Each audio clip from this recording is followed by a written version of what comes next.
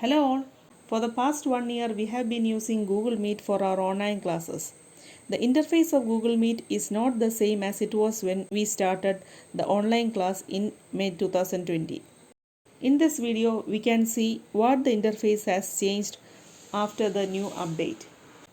When clicking on Google Meet, we will get an interface like this. Using this button, we can join a meeting by entering the code provided by the meeting organizer. A new meeting can be started by using this new meeting and click on start an instant meeting.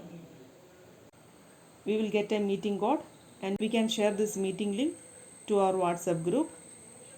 This button is used to turn on or off our video, and this button is used to mute or unmute.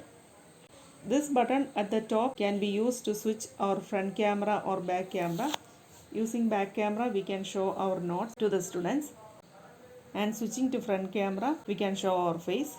By clicking the three dots on the right corner, we will get a dialog like this, and we can send messages by using in-call messages. I am typing some message to the students, and the participants can view this message. We can switch back to our meeting by using this button.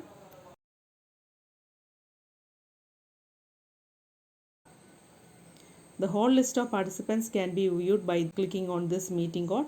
The whole participants list can be viewed, and we can go back by using this back button. When a meeting is going on, we can switch to other applications. For that, click on this home button. Google Meet will be shown as a floating window. We can navigate to other applications in our mobile. To open Google Meet again, click on this floating window and click on this maximize button. Google Meet will be maximized. Sometimes during a meeting, we leave the meeting unknowingly or due to a net cut. I am going to leave this meeting.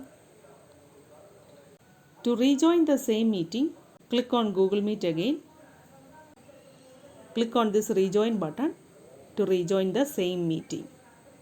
By using the share screen option, anything that is showing on our mobile can be viewed by the students. During my class, I want to show a video to my students. I have already opened that video. I want to show this video to the students.